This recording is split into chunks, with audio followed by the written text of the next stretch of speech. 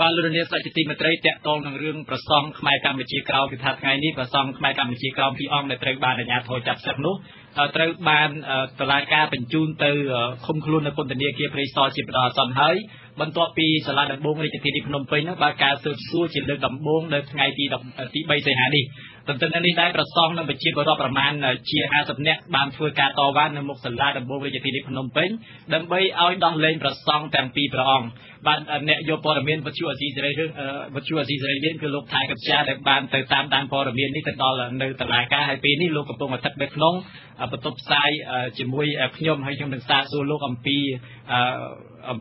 បញ្ហានៃការដើរនៅតុលាការទៅពេលនេះបាទសូមជម្រាបសួរលោកថៃកព្យាបាទសូមជម្រាបសួរបាទតើចុងបញ្ចប់តុលាការសម្រាប់យ៉ាងម៉េចទៅតាក់ទងនឹងរឿងប្រសងទាំងពីរព្រះអង្គនេះបាទក្រោយការសាកសួរជាច្រើនម៉ោងដោយបិទទ្វារនោះគឺតុលាការសាលាដំបងរាជធានីភ្នំពេញនឹងបានសម្រេចចោទប្រកាន់ថា3ករណីចំពោះជនចាប់ទាំងពីររូបដែលមាន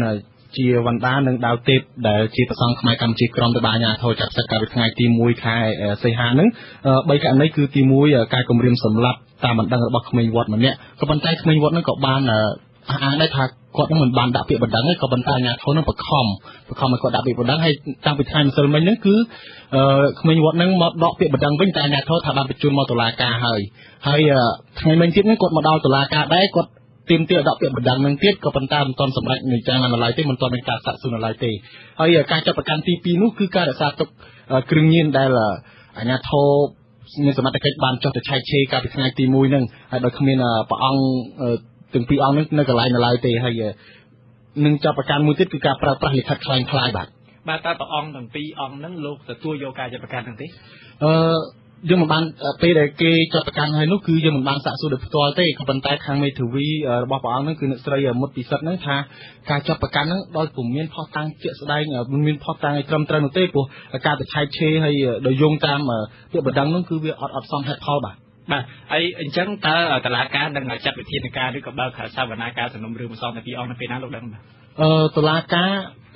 អ្នកស្រីមុត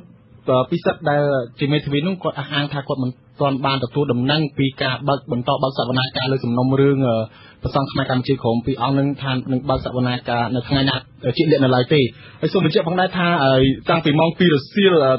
ហូតមកដល់ម៉ោង6ល្ងាចមិញហ្នឹងគឺមានការតវ៉ាយ៉ាងច្រើនពីប្រមាណជិត50នាក់ពីសំណាក់ប្រជាពលរដ្ឋនិងប្រសង់ដែលជាអ្នកស្និទ្ធស្នាលជាមួយនឹងបដិជគុណនោះនៅមុខសាលាដំបងរាជធានីភ្នំពេញហ្នឹងដើម្បីឲ្យដោះលែងប្រសង់កម្ពុជាក្រមពីរអង្គនឹងវិញហើយនៅក្នុងនោះគឺពួកគាត់បរិហាគេថាតុលាការនឹងមិនយុត្តិធម៌និងមិនឯករាជ្យព្រមទាំងសូត្រធម៌ដើម្បីសុំសុខសន្តិភាពនៅមុខតុលាការនឹងផងដែររហូតដល់ពួកគាត់បានរំសាយទៅវិញនៅក្រោយពេលដែលតុលាការបញ្ជូនជនចាប់ចោតទាំងពីរនឹងទាំងតក់ក្រហល់នៅពេលម៉ោង6ជាងល្ងាចមិញហ្នឹងទៅឃុំខ្លួនបណ្ដោះអាសន្ននៅក្នុងពន្ធនាគារព្រៃសរបាទអញ្ចឹងតាក់ទងនឹងប្រធានបទនៃការចាប់ប្រសងខ្មែរកម្ពុជាក្រោមនៅពេលបន្តិចនេះលោកធានានឹងបានស្ដាប់វេទិកានិងស្ដាប់វិទ្យុអាស៊ីសេរីហើយយើងនឹងពិភាក្សាអំពីបញ្ហានេះហើយខ្ញុំសូមអរគុណច្រើនលោកថៃកព្យាដែលបានធ្វើសេចក្តីរាយការណ៍ជូនខ្ញុំបាទសូមអរគុណបាទ